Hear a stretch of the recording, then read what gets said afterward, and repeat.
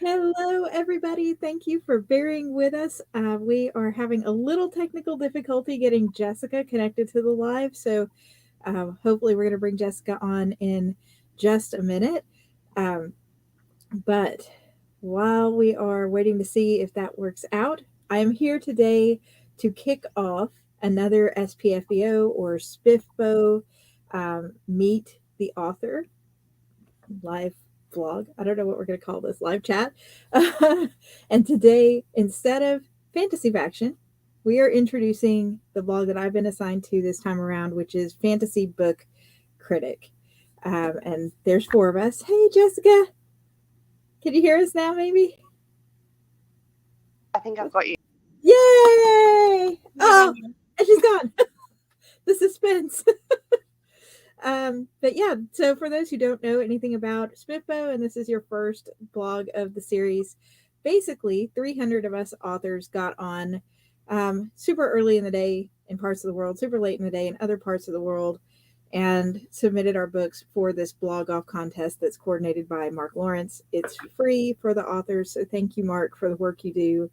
Those 300 books get split among 10 separate blogs who will choose finalists to put forward and semifinalists, and everybody reads those books, and then they get reviews on the blogs. So each of the blogs, as I said, have 30 authors in them. So the last couple of days we've had Fantasy Faction on. We've met 6 of their authors. Tonight you're meeting 4 of us who are in Fantasy Book Critics blog. Hey, middle of nowhere. Good to see you on. And Jessica, yay!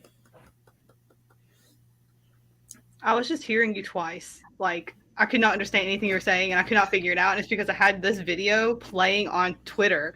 I'm like, what? I did not figure it out. I was like freaking out. Yes. I'm so dumb. Hello. Yes, if you're tuning in and you're another SPFBO author, feel free to let us know what you're writing and which blog you're in, and we'll pull your title up on the screen. It's sort of like a shout out from the community.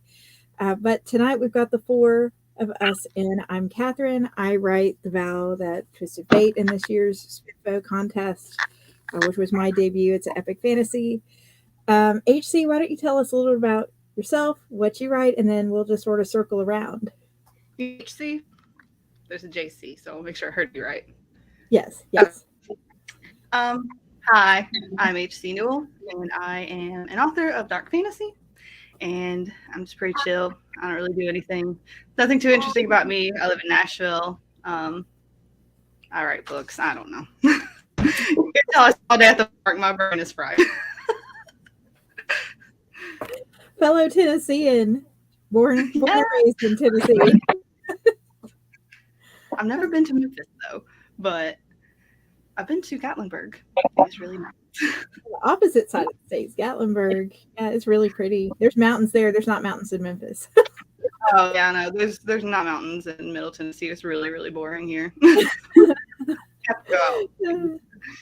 Yeah. Hey, Tracy, good to see you on.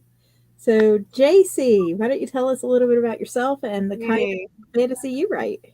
Well, I did not prepare by bringing a book to Wave, so you just have to all imagine that I wrote a book. And so the book that I put into SPFBO is The Phoenix and the Sword, and it is a queer cultivation fantasy. It's the first book of a duology, and I got up at 5 a.m. to do it. I live in the Bay Area, and I'm really glad I did because the slots filled up so quickly. Yeah, I guess that's enough about my basicness. It has a red cover, so like if you see like wow, that's a really red cover. That's my cover in SPFBO. You can see the cover by going down in the description if you're watching on YouTube and clicking the link to JC's book right there. Everybody's books are there, and author links. Do you have mountains, JC? We do. We've got it all because we are California. So like you've seen the commercials, right? Like we have golden fields and we have farms and we have oceans and we have mountains and we have snow, but not near me. So yeah, we really kind of have everything. It's one of the there's a lot that's complicated about California, but yeah, the natural environment is certainly pretty amazing. HC, mountains are better than beach, but JC has both. So. Oh, and hey, Mike, good to see you on. Jessica, so glad that you're here. There's always one with technical difficulties, isn't there? Yes. So tell us a little bit about yourself. Congratulations, by the way, on the baby. Thank you. So I'm Jessica McMinn. I'm a grimdark fantasy author from Australia. So it's actually 10 o'clock on Tuesday morning for me. Wow. So how's the weather tomorrow? It's very cold here. We had about -4 Celsius this morning, so nice bit of ice to scrape off the cars. So yeah, I think we're gonna have a pretty chilly winter here. Oh my goodness. You guys can keep the snow and ice. I'm done. Well, it doesn't actually snow where I am because we're too flat. We're a little bit of a bowl, but we just get very cold temperatures with no snow, unfortunately, so it's a bit boring with that. But yeah, I write grimdark fantasy. The book that I've entered into SPFBO this year, I'll just grab it. I'm such a loser to not have a book. No, it's okay. I've got The Ruptured Sky. If I can get on my camera, there we go. I love that. And yeah, I have spent about 20 years writing it. But it's finally here, and I'm pretty stoked that managed to get into SPFBO after just releasing in April. So very exciting times for me. That's awesome. That's awesome. That is so you beat me because it took me 10 years to write my first book, and I felt so accomplished, and here you are 20 years writing it. So well, I'm a master procrastinator, so I think it would have been done probably a lot earlier if I didn't waste so much time playing video games. But here we are. Girl, same. We gotta dream big. Yes.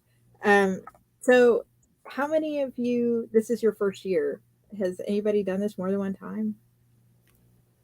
All right, so we're all newbies. I thought you can only do it once, right? That was my understanding. I think more than one book. Oh, okay. First alone. Sorry, can't be same series. So first book in series, yeah. First book in series or standalone. Mm-hmm. So I'll be back here in 20 years' time. Well, yeah. The second book always goes faster than the first, thankfully. Or that's what I'm very ambitiously aiming to get book 2 out by the end of the year. So there we go. Yes. So we've been doing this fun thing on the last couple panels. The first panel talked about their main characters and what their main characters want. And last night we talked about villains and what the villain wants. And tonight we're going to talk a little bit about our favorite side character in the book and what they want out of the story. So whoever wants to take it and go first is welcome to kick it off. I have so many. If you can only pick one. Okay. So this one isn't my favorite, but I want to talk about it anyway. His name is Lorik. He's a bard. Oh my gosh. You have merch. It's actually Yaskir, Dandelion from The Witcher. He looks just like him. But repurposed. Yes. And he's a bard, and he's pretty kind of useless, but everybody loves him anyway, and he's kind of annoying, but we love him anyway. He is the main character's best friend. She is a female, he is a guy, and they don't have any sort of romance or anything like that. It's just strictly a friendship, so it's really fun. They've known each other for 10 years. I don't know, it's really fun. I love their banter and their relationship, and he's annoying but lovable. So it's one of my favorites. Avalok is my favorite. Platonic friends in a book. I love that so much. So I guess I'll go next. I think the only real I'm very fixed on the main character. So I think probably my favorite side character in this book is Nora. Nora is the protagonist's best friend, which I guess is a good place for a side character to hang out. I will just say that Nora basically wants to go. I mean, she's pretty awesome. She really just wants to go fight the power and also get a girlfriend. Like, that's really where she is. And she is kind of like a mentor to the main character. She takes care of her. She found her when she was a runaway. She like tries to train her about like how to go on double dates as a lesbian. And, you know, the main character just fails a lot at that. But so yeah, I do love Nora, and she is only in the first book. So I can give her all the love right now as we are talking and say, Nora, you're wonderful. You're really good. And yes. So Jessica, favorite side character from your book? My favorite side character would be Ty. So he's one of I've got 4 POVs in my book. So he's one of the POV characters, retainer. So he's a prince. So it's his little man bitch that does everything for him.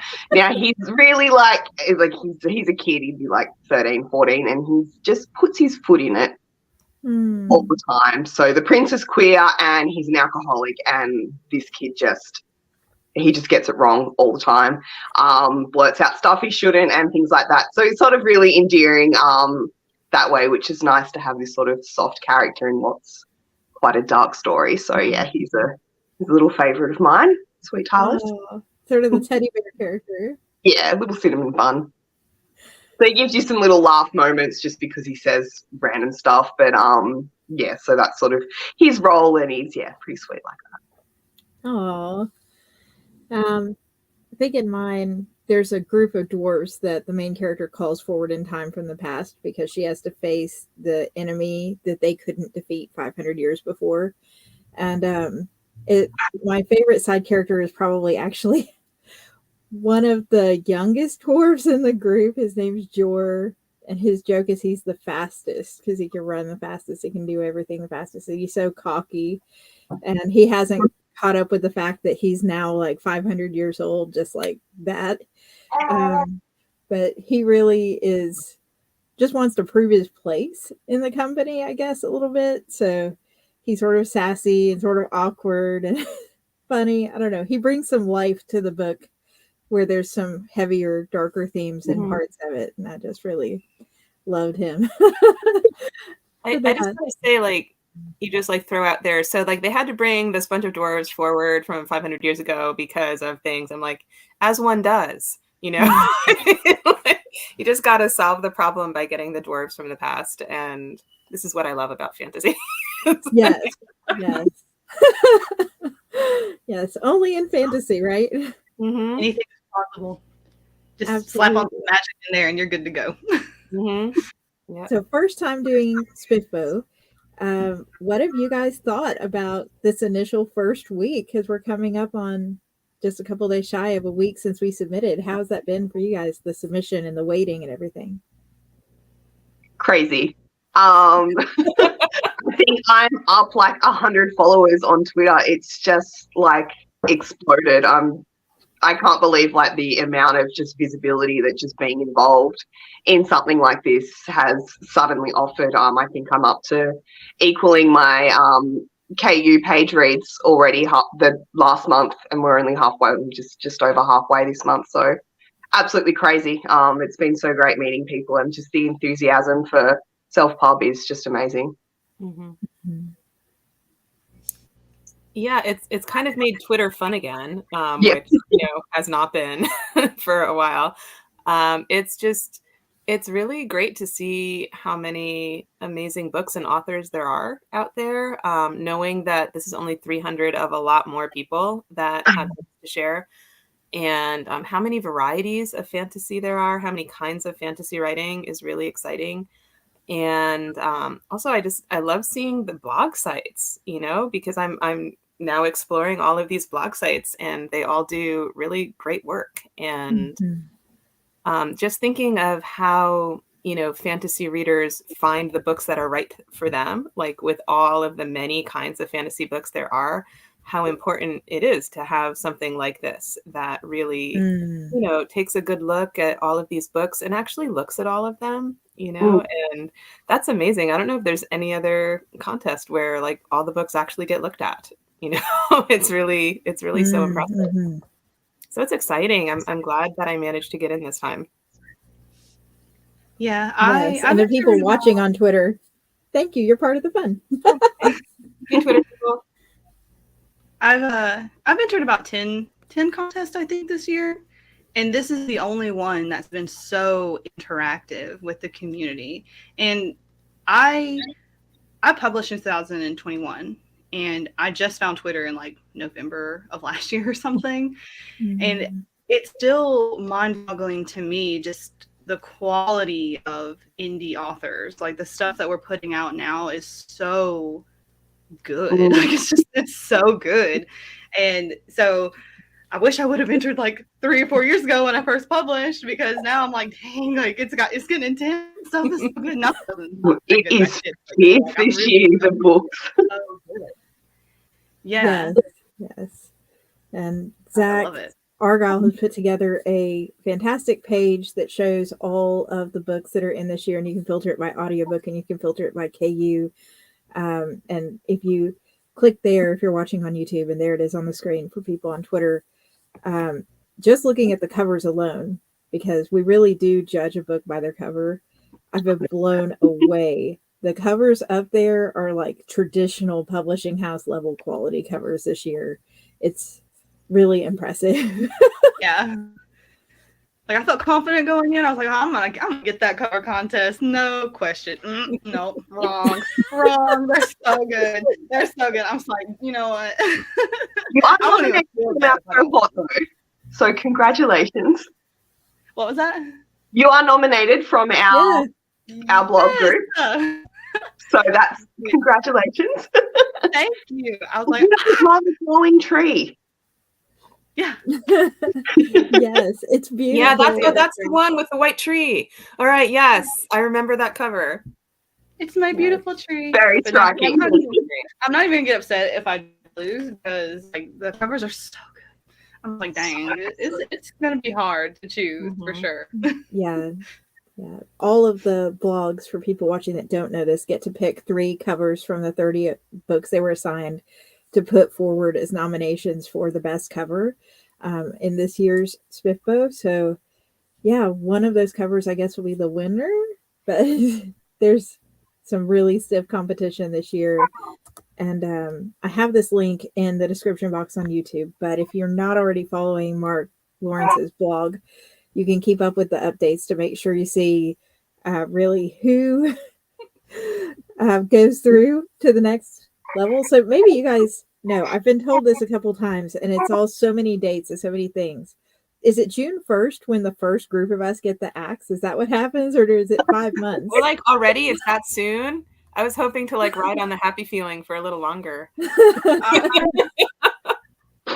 I think that some of them do update their blogs as they go, and some of them, I think, they just give the winner like at the end. It just kind of depends. But I heard that the longer I'm like up on the website, because sometimes they will post the one that get rejected, like the longer you're up there, the better it is. Yeah, so middle nowhere depends on the blog. They start reading June 1st. Okay.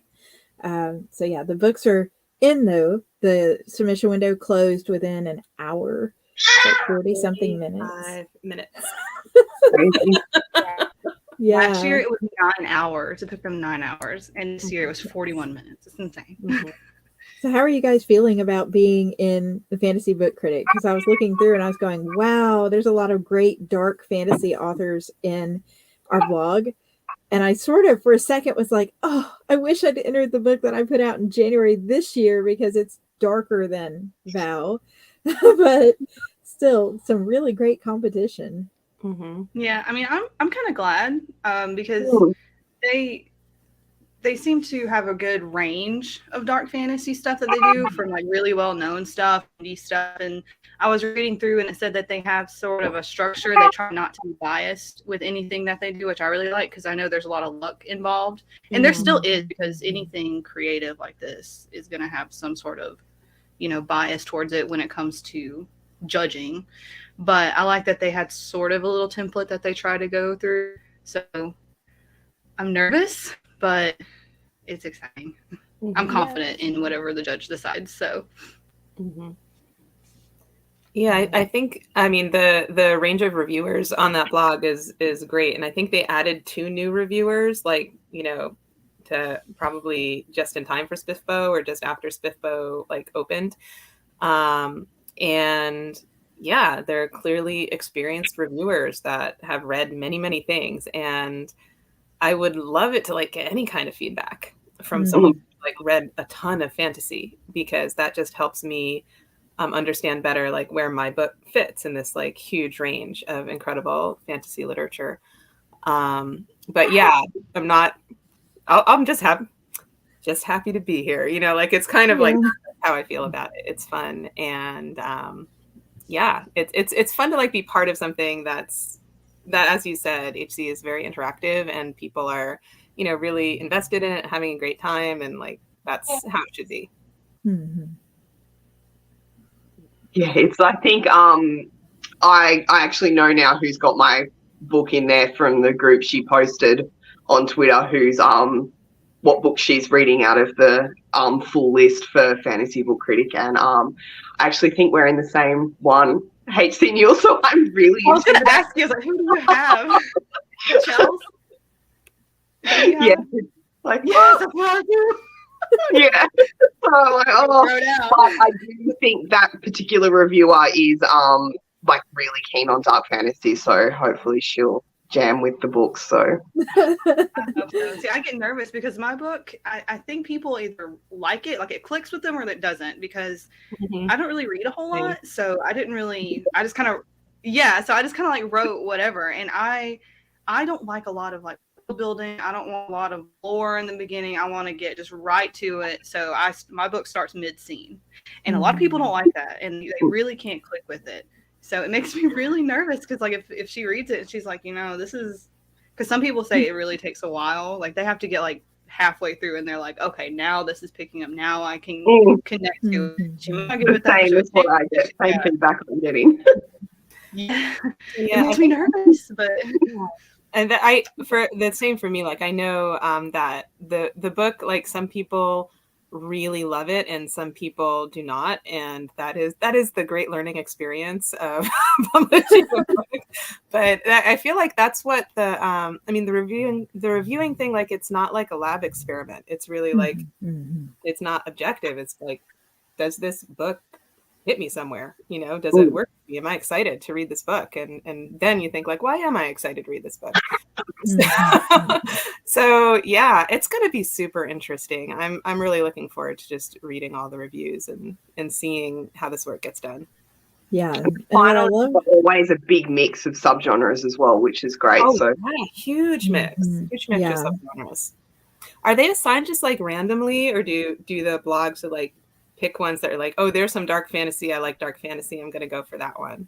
I don't actually know. I think it's random. I don't know for sure, but I think that I think it is random. They might have some say, but I do think that they try to, if you've interacted with the judge, or if they have read already, you don't want to give it to them because there's a little bit of bias there, stuff like that. So I don't know for sure if it's like, yeah, I think it's mainly like if you've if they've been like a beta reader or something early on, like, because a lot of them, I think probably everyone follows all the judges on Twitter anyway, like the reviewers, whether they even knew they were a judge or not.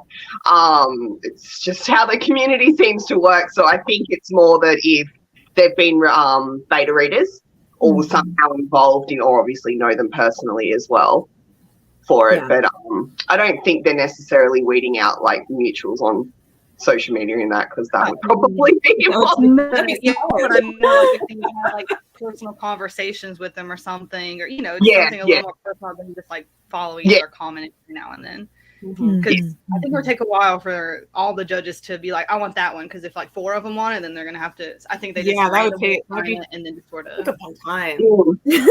I wonder if like the initial recording is just like Mark's like, right, here's the first 300 and just goes right, first 10 goes to whoever's the first blog on the list. And it's interesting. Out. You know what's interesting though is there's a theory that the number that you were assigned on his blog, it's like first 30 went to this blog, the second 30 went to that blog. Whatever number you are is the number that you submitted, like the number you were when you submitted. You know what I'm trying to say. Mhm. So, I want to go see what number I am. Yeah, see that. I wonder if the very last number on the very last blog was number 200. Me. You made it.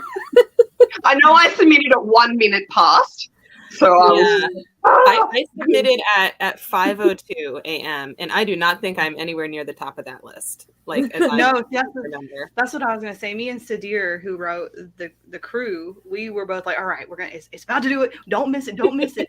So we submitted 30 seconds before me. I mean, seriously, like maybe not even 30 seconds. And I think he's number 3 on the list. I'm number 54. I'm like, 30 seconds. Like that, if that's true, that's so many people in such a short amount of time. Yeah, it's crazy.